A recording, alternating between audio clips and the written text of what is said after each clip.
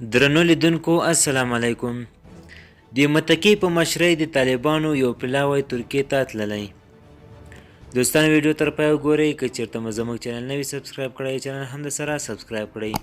د طالبانو د کابینې د بهرنیو چارو د سرپرست وزیر امیر خان متکي په مشرۍ د طالبانو یو پلاوی د پنجشنبې په ورځ اکتوبر 14 یعنې نیټه 22 د ترکیې د بهرنیو چارو له وزیر سره د خبرو لپاره هیواد ته تللی دی.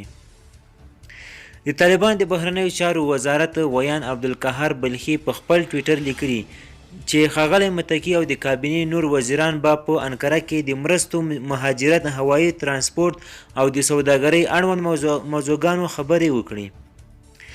په افغانستان کې د طالبانو له واکمن کېدو وروسته غربي هیوادونو د دې هیواد څخه خپل سفارتونه ایستلي دي، خو د ناټو غړي هیواد ترکیې لا هم په افغانستان کې خپل سفارت پرانیستی ساتلی او له نورو هیوادونو څخه یې غوښتي چې طالبانو سره تعامل ته دوام ورکړي. خو په عین وخت کې ترکیې دا هم ویلي چې ښه وخت به په بشپړه توګه له طالبانو سره کار وکړي چې هغوی یو ټول شموله حکومت جوړ کړي. ترکیې د ډیپلوماتیکو سرچینو د بهرنیو چارو له وزیر مولود چاوش او اوغلو د طالبانو د پلان شویو خبرو تایید کړی، خو په دې هکله یې جزئیات نه دي څرګند کړي.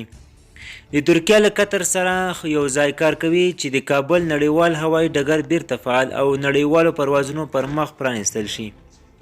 د دوشنبې په ورځ اکتوبر 11 نیټې 19 ښاغلي متکي د نړۍ سره د ښه اړیکو د ټینګولو غوښتنه وکړه، خو د نړیوالې ټولنې د غوښتنو په اړه یې له تبصرې ډډه وکړه چې د نجونو او ښځو د حقونو په ګډون په افغانستان کې د بشري وضعیت په اړه اندېښنه لري.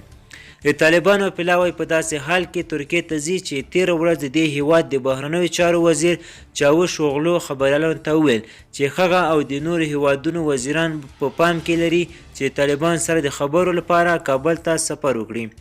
دوستانو ویډیو تر همدې ځایه وه. د لا زیاتو معلوماتو لپاره زموږ چینل سره سبسکرایب کړئ. مننه.